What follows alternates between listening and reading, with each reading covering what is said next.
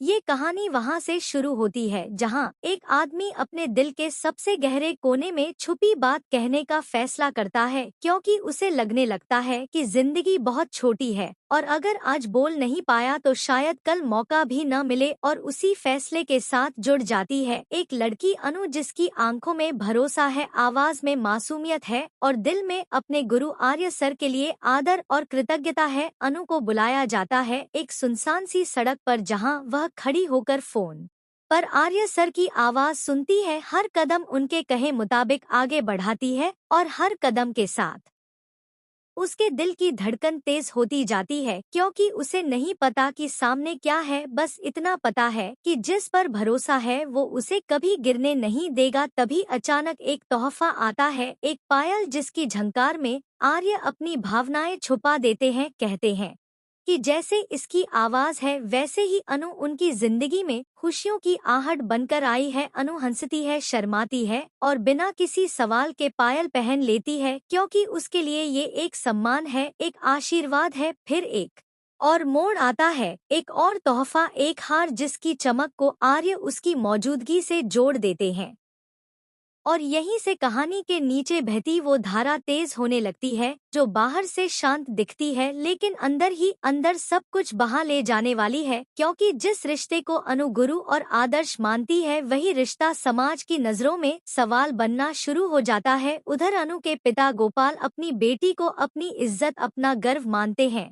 उन्हें यकीन है कि उनकी बेटी पर कोई दाग नहीं लग सकता, लेकिन दुनिया इतनी सीधी नहीं है। मीरा जैसे लोग हैं जो शक को सच बनाने में देर नहीं लगाते, जो बार बार यही सवाल उठाते हैं कि आखिर आर्य जैसे बड़े ओहदे वाला आदमी एक साड़ी बेचने वाले की बेटी के लिए इतना क्यों करता है, क्यों हर मुश्किल में खुद सामने आकर खड़ा हो जाता है। और यही सवाल धीरे धीरे धमकी बन जाते हैं। नौकरी जाने का डर, वर्दी की इज्जत का डर और समाज की बदनामी का डर। गोपाल सब सुनते हैं लेकिन दिल नहीं मानता। फिर एक मैसेज आता है, एक ऐसा सबूत जो सच हो या झूठ, लेकिन देखने वाले की आंखों में जहर भर देता है। और इसी जहर के साथ मोहल्ले की जुबानें चलने लगती हैं।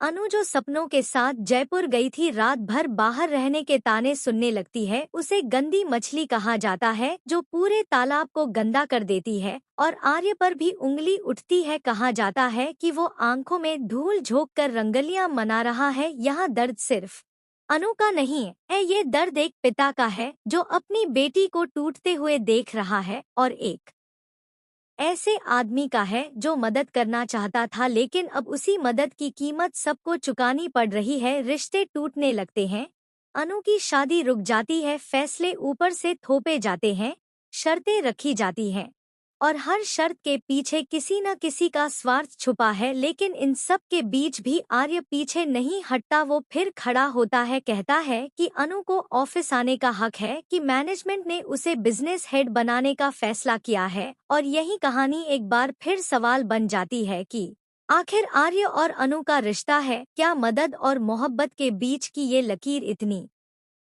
पतली क्यों है कि देखने वाले को सब कुछ गलत ही लगता है? और ठीक इसी सवाल पर कहानी आकर रुक जाती है, जहां एक तरफ बदनामी का अंधेरा है, दूसरी तरफ उम्मीद की एक कमजोर सी लौ है, और दर्शक खुद से पूछने पर मजबूर हो जाता है कि सच क्या है और झूठ क्या, क्योंकि जवाब अभी आना बाकी है और अगला मोड़ शायद सब कुछ बदल देने वाला है।